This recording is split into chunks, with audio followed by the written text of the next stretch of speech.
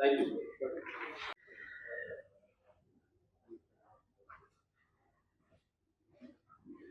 बहुत शुक्रिया, बहुत बहुत धन्यवाद प्रोफेसर साहब को।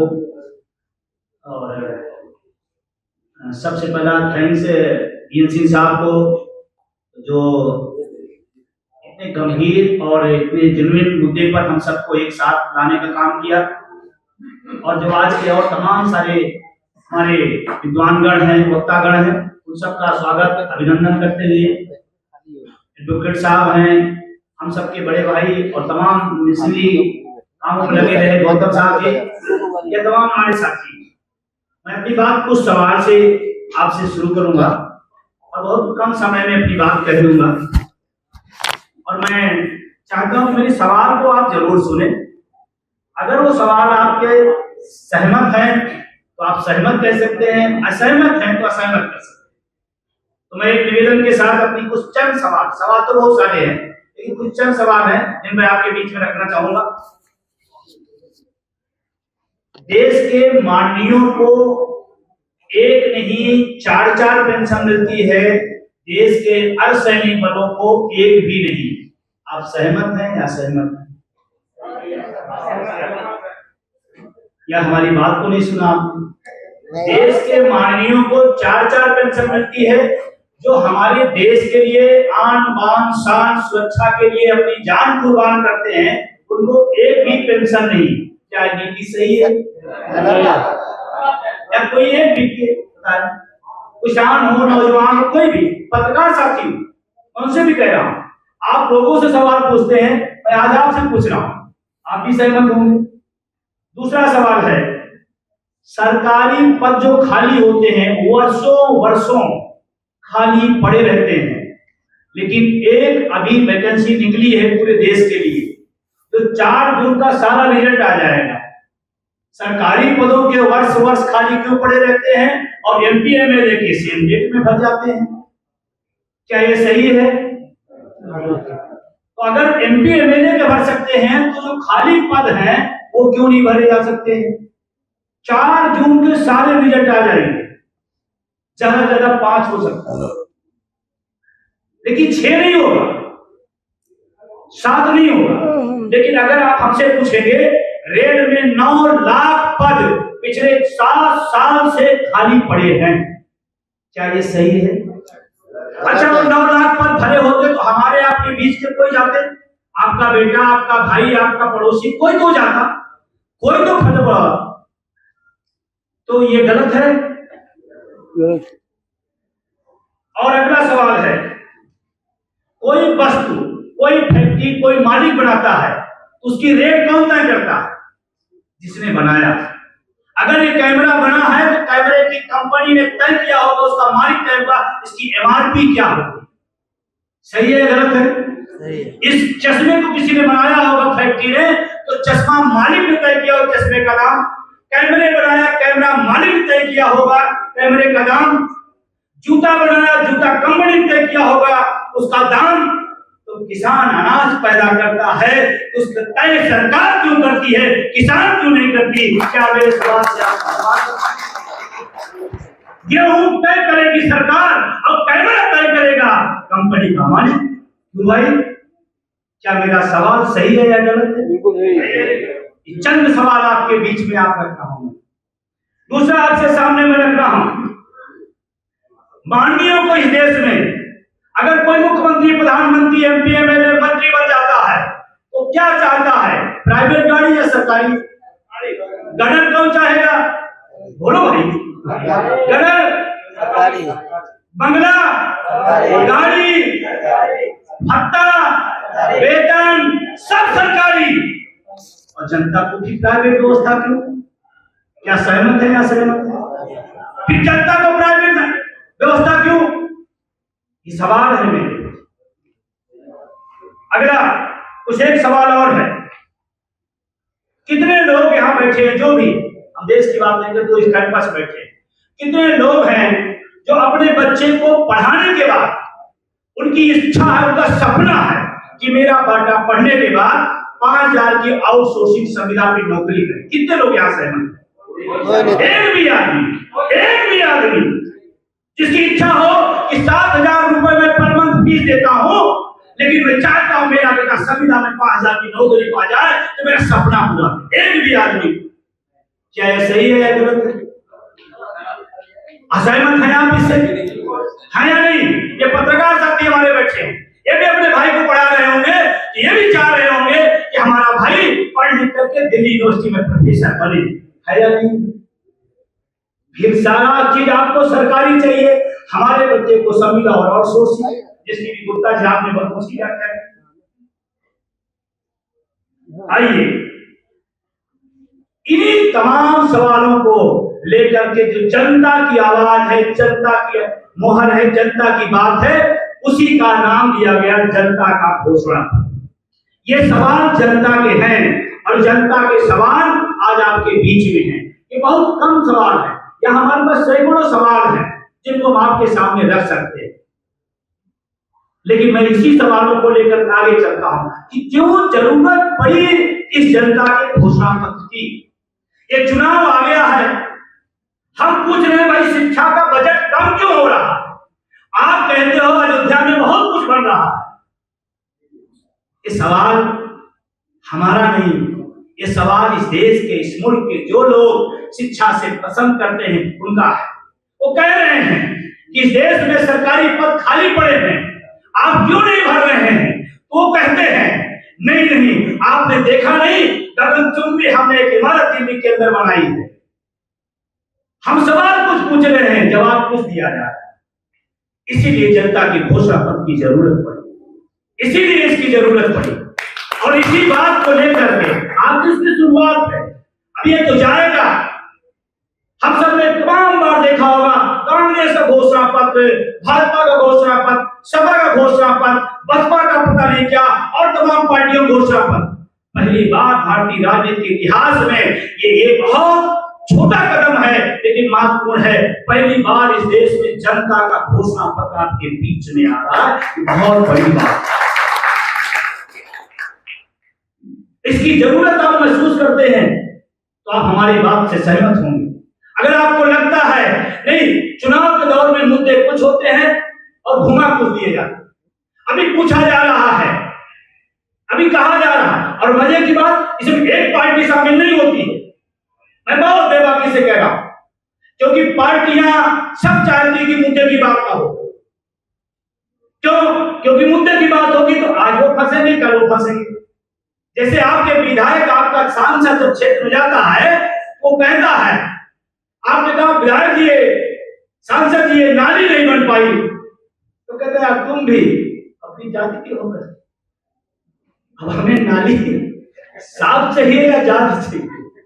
और सबसे बड़ा, मैं बड़ी जिम्मेदारी के साथ कह रहा हूं आप सबके बीच में, इस देश में जाति धर्म की जितनी ज्यादा बात होती है उसका सबसे बड़ा फायदा राजनेता लेता है और सबसे ज्यादा नुकसान जनता के हवाले होता है। सबसे बड़ा। हमने पूछा भाई माननीय सांसद जी, हमारे एरिया में इंटरमीडिएट कॉलेज नहीं, तो कहता है यार तुम भी अपने होकर के ये बात कह रहे हो, इसका मतलब तुम्हारा बच्चा पढ़े न पढ़े लेकिन हम पढ़े नहीं। इसीलिए जनता की घोषणा पत्र की जरूरत है। एक बार अगर आप सहमत हैं इन बातों से तो आप अपने एक हाथ उठा सकते हैं, और जो पूरे सहमत है दोनों उठा सकते हैं। चलिए, कुछ बात, ये मेरे सवाल थे, कुछ बात कहकर मैं भी बात खत्म करूंगा, क्योंकि आप इसको पढ़ेंगे अच्छे से। और मुझे लगता है कि ये जिम्मेदारी सिर्फ डीएन सिंह की नहीं, ये जिम्मेदारी सिर्फ प्रोफेसर रतन लाल की नहीं। मैं तो चाहता हूं आप इसको घर घर ले जाइए, आप इसका संकल्प लीजिए कि अगर ये मिल जाती है तो बंटवा दूंगा, नहीं मिलेगी तो इसकी फोटो कॉपी करवा करके घर तक पहुंचाऊंगा। तब बात बनेगी, तब बात बनेगी, तब जनता की आवाज होगी। और अगर आप ये कर सके, फिर लोग कहेंगे मेरे इतने करने से क्या होगा। मैं बताऊं भाई साहब, लोग कहते हैं चना, अकेला चना क्या फोड़ सकता है, ये कहावत है, लोकोक्ति है, लेकिन मैं इसे इत्तेफाक नहीं रखता हूं। एक ही काफी है, जैसे कहते नहीं, समुद्र हो या पानी कहीं हो, एक छोटा सा आप उसमें कंकीड़ ईंट कुछ भी डाल दे, पूरे उसमें हलचल मच जाती है। आज आप हो सकता छोटा हो, आपको लगता है कि ये बहुत छोटे समारोह में तमाम लोग हैं, कहाँ कैसे हैं, लेकिन ये अभी से शुरुआत है, इसलिए आगे जाएगा, लेकिन इसमें आपका सहयोग चाहिए। मीडिया की जाति जो है, आप अगर देखिए इस बात को भी देखें आप, हम क्योंकि हम इलाहाबाद यूनिवर्सिटी के हैं, वहां से पढ़े हैं, पॉलिटिकल साइंस से हैं, हम बच्चों को पढ़ाते हैं संविधान, हम पढ़ते थे, मीडिया लोगों की आवाज है, ऐसा पढ़ते थे। और दुर्भाग्य से और जिम्मेदारी से कह रहा हूं, आज मीडिया के आवाज को ही दबा दिया जा रहा है। अभी एक चैनल वाले आए, उनका मेरे चैनलों को बंद कर दिया गया। क्यों? क्योंकि इस पर आप मीडिया नहीं बोलेगी तो बोलेगा कौन? कौन उठाएगी बात? कौन रखेगा बात? वो बात ये हो या बात वो हो, लेकिन उसको आजादी है इस लोकतंत्र में कि वो बात उठाए, और आप उसको बंद कर दे रहे हैं। और आपको बताते हुए खुशी हो रही है, 1 अक्टूबर की रैली होती है, भीड़ इसी की है। भीड़ आप देख रहे हैं, 1 अक्टूबर को रामलीला मैदान में डीएन साहब जैसे कहा कि रामलीला जब से बना होगा उसका जो इतिहास भूगोल होगा आप जानिएगा, लेकिन मैं आपसे कहना चाहता हूं पूरी जिम्मेदारी के साथ कि रामलीला जब से बना है तब की सबसे विशालतम रैली 1 अक्टूबर की रामलीला मैदान में किया गया। लेकिन आप बड़ी जिम्मेदारी से बताना, कितने लोगों को खबर मेन थीम में मिली थी? मेन थीम की मीडिया में आया था? नहीं आया। आया क्यों नहीं? क्योंकि ये भी एक प्राइवेटाइजेशन का खेल है, हर चीज हाथ में कब्जे में कर दो, ये भी उसी का खेल है। तो बहुत सारी बातें हैं, लेकिन कुछ चंद बातें और रह गई हैं जिसको मैं आपसे कहना चाहता हूं। जैसे जिस बात के लिए मैं जाना चाहता हूं, जिसके लिए मैं पूरे देश में दौड़ता हूं, भागता हूं, आपके बीच में आया हूं, नई पेंशन व्यवस्था और पुरानी पेंशन व्यवस्था। नई पेंशन व्यवस्था 2004 में अटल बिहारी वाजपेयी जी ने सौगात दिया हम लोगों को, और जिसकी 30 साल तक हम लोग झेल रहे हैं। और मजे की बात है, जिन्होंने पुरानी पेंशन बंद किया, माननीय भारत रत्न अटल बिहारी वाजपेयी साहब, वो पूरी जिंदगी पेंशन पे ही पड़े और लखनऊ के सांसद थे। ये वाकया मुझे याद है, वो लखनऊ के सांसद थे, उस समय मामला बंद हुआ था। तो वहां जब गए तो कर्मचारी नेताओं ने उनसे पूछा, बहुत मजेदार चीज है, समझिए। उन्होंने पूछा कि सर आपने नई पेंशन व्यवस्था ला दी, पुरानी बंद कर दिया। तो अटल जी का सवाल पूछने वाले से सवाल था, क्या आप देश पसंद करते हैं या और कुछ? देश पसंद है। तो कहा देश हित में फैसला हुआ नई पेंशन व्यवस्था। अब मुझे मेरे जैसा आदमी वहां नहीं था, मैं पूछ लेता, हमें तो देश पसंद है, हमने पेंशन बंद कर दी हमारी, आपने आप ले रहे हो, इसका मतलब आपको देश पसंद। ये तो लोग चुप कर गए और ये तर्क दिया गया देश हित में किया गया। और आज भी उन्हीं के चेहरे हैं, वो भी एक ही लाइन बोलते हैं, शिक्षा का बजट कम क्यों कर दिया गया? देश हित में। रोजगार नहीं भरा जाएगा किसके लिए? देश हित के लिए। हर चीज किसके नाम में? देश हित के नाम पर। तो ये एनपीएस व्यवस्था पूरी तरह से एक लाइन में कॉर्पोरेट जगत का खेल है, कंपनियों को प्रॉफिट देने का एक तरीका है। सरकारी पैसा कैसे प्राइवेट सेक्टर के लोगों को मिलेगा, ये उनके लिए योजना है। हम इसको पेंशन नहीं कहते। कई टीवी डिबेट में उनसे पूछा गया नई पेंशन व्यवस्था को आप क्यों नहीं पसंद? हमने कहा वो पेंशन व्यवस्था है ही नहीं, और जो पेंशन व्यवस्था है ही नहीं है तो हम उसको कैसे स्वीकार करें? पुरानी पेंशन व्यवस्था क्या थी? मैं आपको बड़ी जिम्मेदारी से आप कहना चाहता हूँ, तमाम तो यहाँ बैठे होंगे पेंशन ही पाते होंगे। पुरानी पेंशन का जो हैसियत थी, एक कर्मचारी जब रिटायर होता था उसको जीपीएफ मिलता था। जीपीएफ मिलता था तो उसकी बेटी का जब ब्याह होना होता था तो लोग घर में बैठकर डिस्कस करते थे, इतना बड़ा बजट आ गया, कहां से होगा? तो वो जो सरकारी कर्मचारी रिटायर होता है, उसका जीपीएफ का जब फंड होता है, वो कहता है बेटी तुम चिंता न करो, ये मेरा जीपीएफ किस दिन काम आएगा। अपने बच्चे को सम्मान से शादी करके हाथ में लेकर के विदा करता था। ये उसका सम्मान था, उसका सम्मान था, इसको छीना गया। ये है पेंशन व्यवस्था।